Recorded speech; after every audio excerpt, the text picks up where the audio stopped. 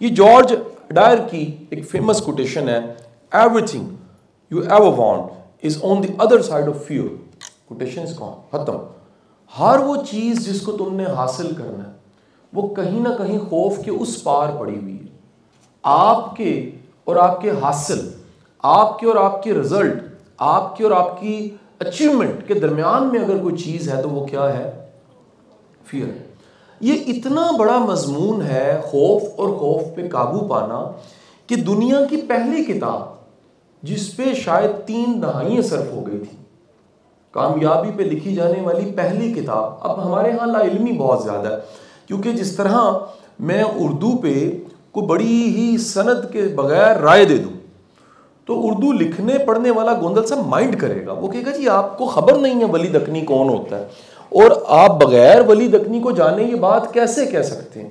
मैं अपनी लाइल्मी और कम इल्मी को सामने रखते हुए बड़ी मुस्तनद बात बगैर सनद के इजहार मुस्तनद होने का करूं और मैं कॉम्पटन इफेक्ट के बारे में कर दूं, फिजिक्स वाले माइंड कर जाएंगे। वो कहेंगे सर आपको पता नहीं है ये कॉम्पटन इफेक्ट क्या होता है।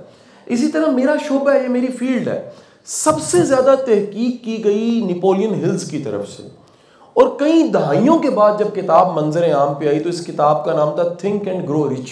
ये दुनिया की 56 जुबानों में किताब तर्जुमा हो चुकी है। 56 जुबानों में तर्जुमा होने के बाद ये किताब आज भी इसको Bible of success and personal development ही माना जाता है। ये इब्तदा की किताब है, 1938 में मंजर आम पे आई। इस किताब में पूरा एक चैप्टर है, वो चैप्टर का नाम है to manage the ghost of fears, खौफ के भूतों पे काबू पाना। उसने ढूंढा दुनिया के अपने शोबे के लेजेंड्स पे रिसर्च करके।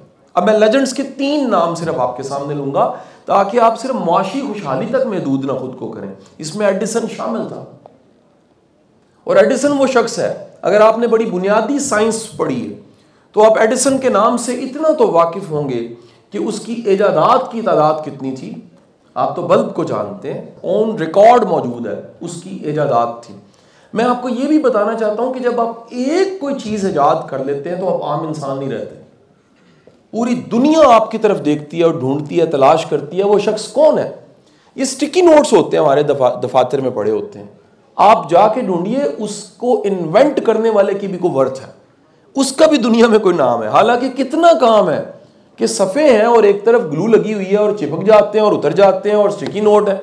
स्टिकी नोट को इन्वेंट करने वाले का भी नाम है। तो एडिसन उसमें एक शख्स शामिल था।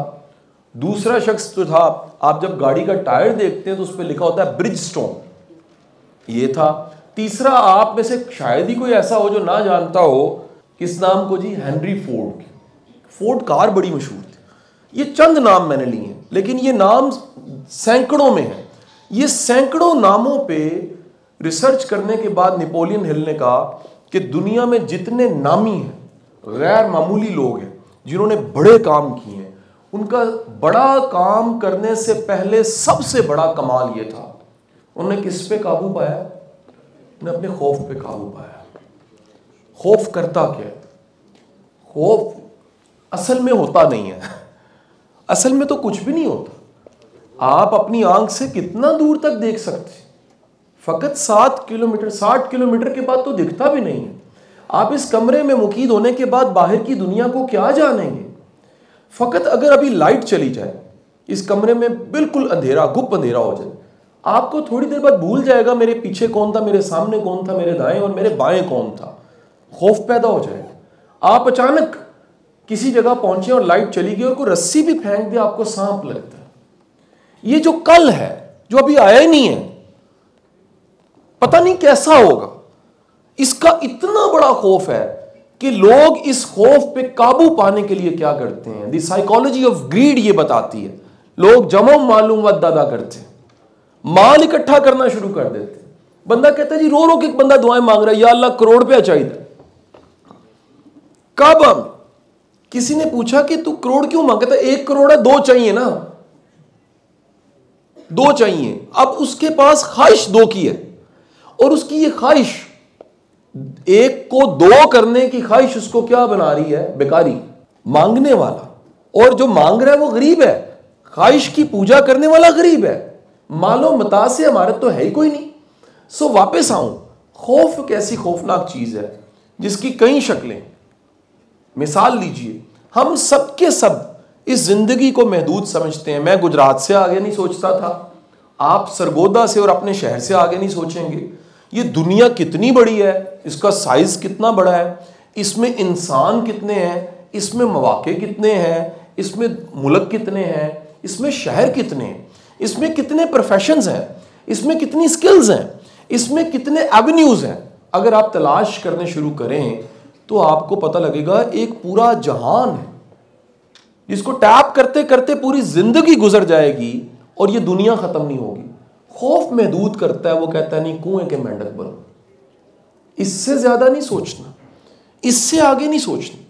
क्या वजह आपके समाज में नौकरी को बहुत बड़ी कामयाबी समझा जाता है? क्यों?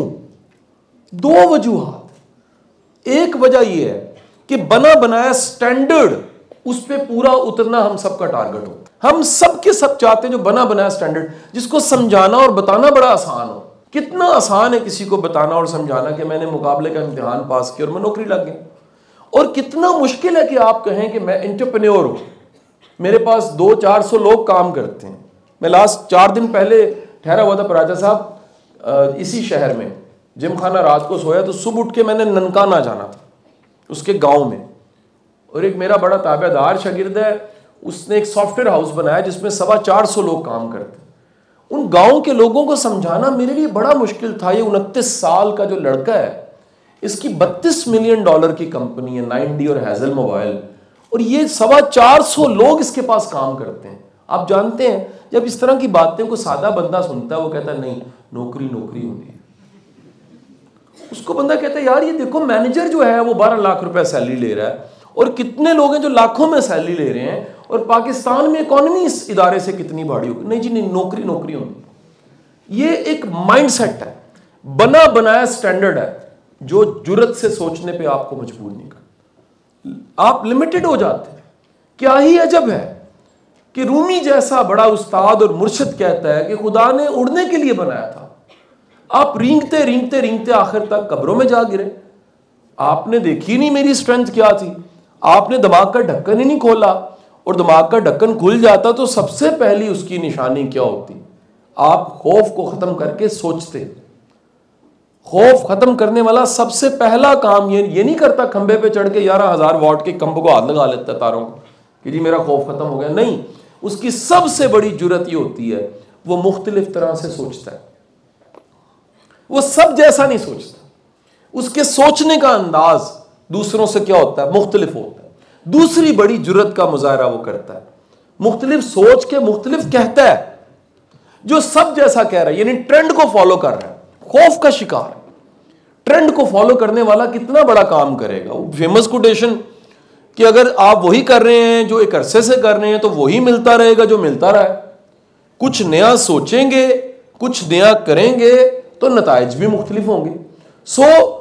आप सबसे दरखास्त है कि आपकी जिंदगी की सारी अचीवमेंट्स कहां खड़ी हैं जी? कहां पड़ी हैं? खौफ के उस पार। अब इन्होंने रिसर्च की, इन्होंने दुनिया में ढूंढा ऐसे लोगों को जो अचीवर्स थे और उनकी उम्र 90 क्रॉस कर चुकी थी, 80s क्रॉस कर चुकी थी।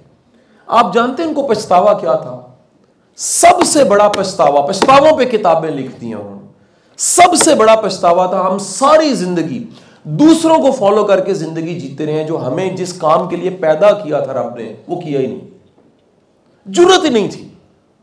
हम अपने वालिद साहब के साथ, मैं नहीं कहता गुस्ताखी करो, डायलॉग तो करो यार। हम अपने टीचर के साथ अदब के साथ, एहतराम के साथ सवाल तो कर सकते हैं, सवाल तो पूछ सकते हैं। हम कोई अदब के दायरे में रहते हुए कुछ थोड़ी सी डिस्कशन तो कर सकते हैं कि सर इजाजत दीजिए, जो आपने कहा इससे मुख्तलिफ सोचा जा सकता है। आपके समाज में जो चीज खत्म हो गई, और ये माफी के साथ कहूंगा, दुख के साथ, ये मेरा समाज है, मेरा पाकिस्तान छप्पड़ बन गया। वो क्या? हम इख्तिलाफ राय बर्दाश्त करने को तैयार ही नहीं। हर एक का दिल करता है जैसी पगड़ी मेरे फिरके ने पहनी है सारे पहन लें। यार ये काम तो रसूल खुदा ने नहीं किया। सरकारे दो आलम सल्लल्लाहु अलैहि वसल्लम की जो पूरी टीम थी, सहाबा इकराम, उसमें वैरायटी थी। कोई अच्छी तलवार चलाने वाला था, किसी का अंदाजे खताबत बड़ा अच्छा था, कोई तिजारत में बड़ा नाम कमा रहा था, कोई इंसाफ में उमर फारूक था, कोई सखी इतना था कि उस्मान गनी उसको कहा जाता। आप सबको एक जैसा करने की तमन्ना जिस समाज में बढ़ जाती है उसे शिद्दत पसंद समाज कहा जाता है। खुदा के लिए, अल्लाह का वास्ता, ये पाकिस्तान सबके लिए बना था। इस पाकिस्तान के बनते वक्त कायद आजम मोहम्मद अली जिन्ना की टीम में नॉन मुस्लिम्स भी शामिल थे। आपने एक को मुअत्तल नहीं किया था, एक से खतरा नहीं था। आपके साथ जो सिक्योरिटी ऑफिसर्स थे वो नॉन मुस्लिम्स थे, किसी एक को खत्म नहीं किया था, किसी एक को नहीं हटाया था। क्यों? उन्होंने कहा ये जो बन गया ये सबका है, ये कोई ऐसा नहीं है कि मखसूस तबके का, ये सब हम हैं, सब सलामत तो हम सलामत। वासिफ साहब का ये कौल, सब हैं तो पाकिस्तान। आप ये नहीं कर सकते। मुझे अक्सर लोग, मैं लेक्चर दे के निकला एक दफ़ा पुलिस का, किसी ने नीचे कमेंट किया सर ये नहीं चेंज होने। मैंने कहा पुलिस को यूके से लाई जाए यार, आप ही से है ना, ये इसी माशरे के प्रोफेसर हैं, इसी माशरे के स्टूडेंट्स हैं, इसी माशरे से मैं हूँ, इसी माशरे से डीसी है, इसी माशरे से सब है और ये सब है। सो पहली आपसे गुजारिश क्या है, खुदा के लिए ट्रेंड को फॉलो सिर्फ ना करो, मुख्तलिफ सोचो, मुख्तलिफ बोलो और मुख्तलिफ करो। हाँ, उस पर आप पे लाजिम है कि वो तमाम इखलाकियात की शराइत पे आप पूरा उतरे। समाज के वो अच्छे रवाज जो बहुत ज़रूरी हैं, वो हयादारी हैं, वो हदूदो कयूद जो लाजिम है, जो जेंटलमैन की डेफिनेशन में आते हैं, उनको फॉलो करें। लेकिन इतना जुल्म ना करें कि आपको पोटेंशियल मिला है ज़्यादा और आप अंडर यूटिलाइज होकर अपना वक्त गुजार के चले जाए। सो ये कोटेशन मेरी, क्योंकि ज़माना तालिब इल्मी से बड़ी पसंदीदा कोटेशन है। मैं इसे जब ढूंढता हूँ तो मैं यूनिवर्सिटी पढ़ रहा था, मेरी डायरी में लिखी हुई थी, मैंने निकाल के आज दोबारा देखी तो मेरी डायरी में कोटेशन कहीं लिखी हुई थी। जब मैं यूईटी का सेकंड ईयर का स्टूडेंट था तो इस कोटेशन से मुझे बड़ी मोटिवेशन मिलती थी। वो क्या कि अगर मैं अपने खौफ पे काबू पा लूँ, मेरी मंजिल सामने। खौफ की क्या औकात, खदशे की क्या औकात। आज देखें, पछतावे में बात कर रहा था, नर्स रिसर्च करके किताब लिखती है, the top 5 regrets of dying, Bronnie Ware की किताब है, पढ़िए जरा। मैं आपसे फिर कह रहा हूं, यहां हमारे यहां लोगों का बेशुमार शोबों में सतही मुताला। वासिफ साहब की कोटेशन, हम मालूम को इल्म समझते हैं, ला मालूम और ना मालूम भी क्या है, इल्म है। अगर मुझे नहीं पता, अगर नहीं पता तो इसका यह मतलब तो नहीं एग्जिस्ट ही नहीं करता। अगर किसी ने फर्ज करें सरगोदा देखा ही नहीं है और वो आगे से गुस्से से कि होता ही नहीं है, तो आपके पुत्र तू आ तेन माल्टे खुआने आ, तेन दहाने सरगोदा, तेन बलवाल दहाने आ, तेन बेरा दहाने, तेन पता लगेगा सरगोदा क्यों होता। क्या ख्याल, पूरी कल्चर है, पूरी तहजीब है, एक तमद्दुन है पूरी की पूरी। मेरे पास अब कुछ वक्त है, मैंने रिक्वेस्ट की है इंतजामिया से कि मैं वो तारीखी जगह देखना चाहता हूँ। मैं तो किसी इलाके में जाता हूँ तो मेरा बड़ा लालच लेक्चर देने के साथ ये होता है कि मैं तारीखी जगह देखूँ, मैं ढूंढूं ये क्या है, मैं तलाश करूं ये क्या है।